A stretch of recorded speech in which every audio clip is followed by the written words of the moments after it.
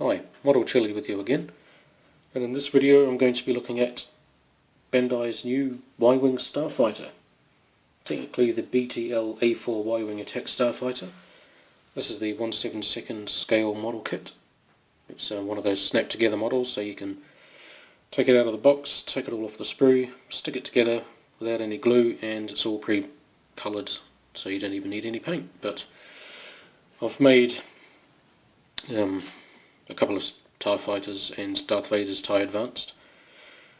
So, and I painted those up, so I'll definitely be painting this up as well, just to give it a bit of extra weathering and wear and tear.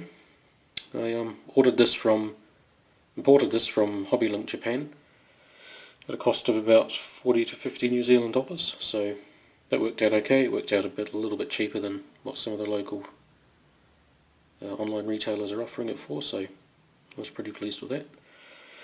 So let's go ahead and take a look inside. Now I've already had a look in here. I've taken everything out off the bags because there's a lot in this box. It's pretty packed with plastic. And to start off with is the instruction sheet, and it is one massive big sheet. I'm not even going to attempt to unfold it here because I just don't have enough room. It is absolutely massive, but it's all pretty clear and instructional, so informative I should say, so it shouldn't be any problem. But just having a quick look at the painting guide, we've got, you can see here all the bit of weathering and a bit of wash going down there. Most of this is pre-coloured, as I said, so it's pretty good indication of what to paint and what not to paint. And you can see the removable engine cowling there. It's a pretty nice detail in there. And canopy can be open or closed. Landing gear can be put in or out. Also has a display stand like all the other Bandai Star Wars kits. And an option of two different figures. Now, correct me if I'm wrong, but I think the orange jumpsuit is from episode 4 and the greyish jumpsuit is from episode 6. And there's a couple of astromech droid options. There's one with the traditional dome head and one with the more bucket head, which I think is the R5 unit. So yeah, I mean, just looking at this, it already looks pretty awesome.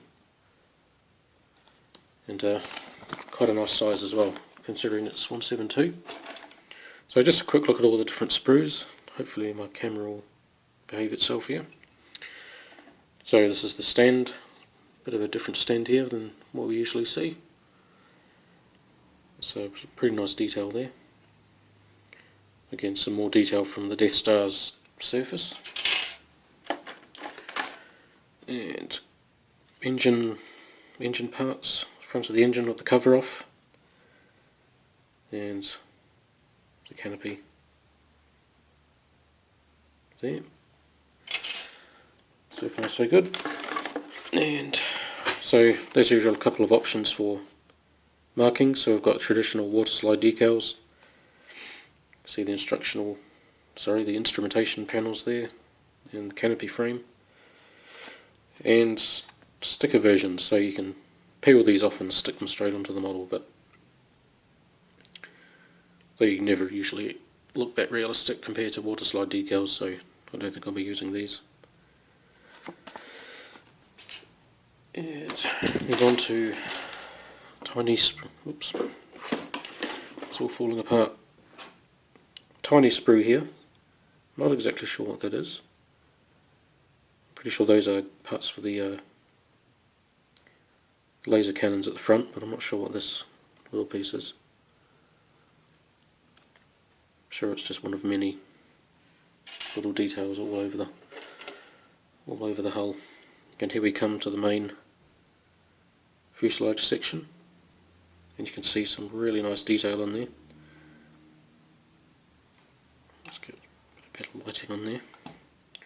One of the fun things about these kits, which I especially noticed with the TIE Fighter kit, is all the little parts of models that you could see ILM used in the 70s to make these models. All the tank and aircraft kits that they chopped up and stuck onto the side of these models. Like, I'm pretty sure this goes on the back of the fuselage, is back deck of a Panther tank. I could be wrong though, so feel free to correct me. And I have noticed various bits of landing gear from various aircraft stuck to the some of the detail.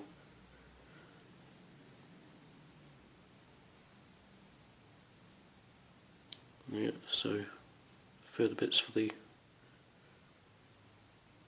I think that's the front section. And yeah, so that's pretty nice. And moving on, we've got the engine nacelle coverings. Another good thing about these Bandai kits is that when these go together, the seam along the side will just absolutely disappear. They're that well engineered that, from my experience building the TIE fighters, you'll hardly need to do any filling work or puttying. It's all extremely seamless. And bits for the engines here, and engine coverings there. And there's the cockpit tub. As you can see, a bit of raised detail for all the instrumentation there, which is quite nice. And colour sections for the front part, with the nose.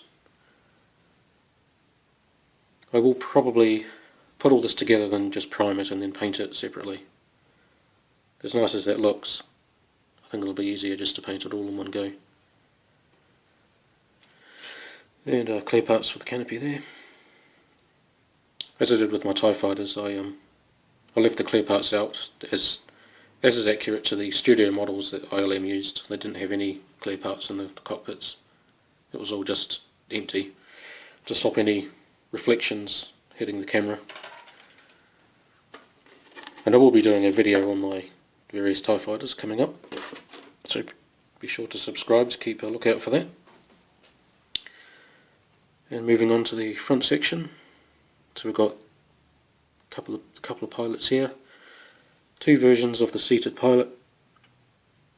On there you can see there with a more sort of rounded helmet that covers his whole head. And then the episode 4 pilot, more traditional fighter helmet that more matches the X-Wing pilots. And the standing pilot there, so you can have him displayed next to the model when it's complete.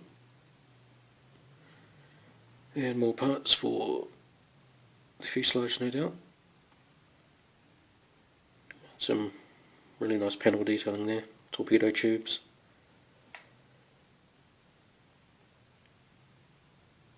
Laser cannons.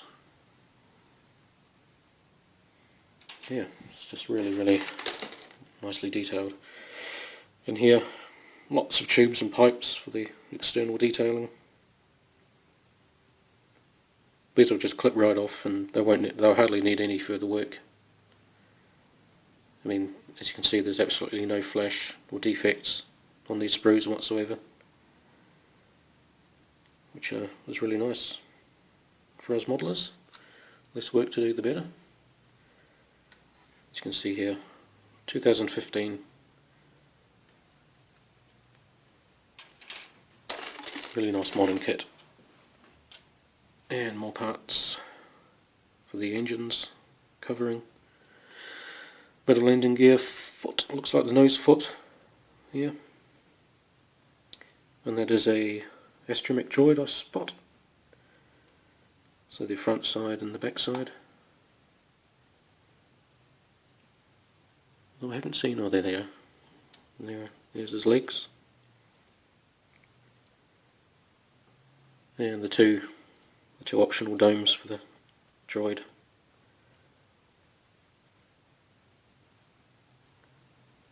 I mean, even these small parts are really nicely detailed. They really knock these out of the park, Bandai, with these kits.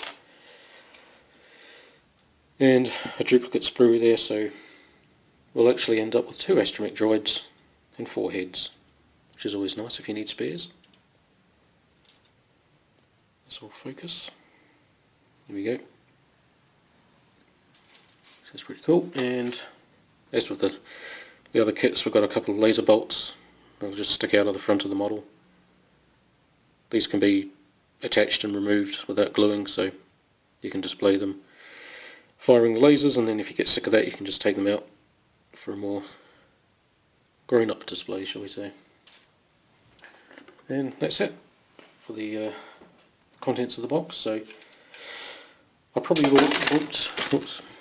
won't be building this just yet. I've got a couple more higher priority items on the backlog, so it'll be a while before I get around to a completed build video. So, but I'll get there eventually, so keep an eye out. And as I said, one of my next future videos will be the TIE fighters, the 3 of them that I built a couple of months ago. Actually, if you go to my blog, which I'll link in the description, you can go out and check out the photos of them right now. They came out really well, so I was quite pleased with them. And yeah, so I hope you enjoyed that. Yeah, so I'm not sure if there's any other starfighters that Bandai are releasing. They've got the TIE Fighter, the X-Wing, the Y-Wing. I haven't seen any mention of a B-Wing or an A-Wing coming out, but those 2 will be really cool. I'll definitely have to get those if they ever get released. So yeah, thanks for watching, and until next time, catch you then.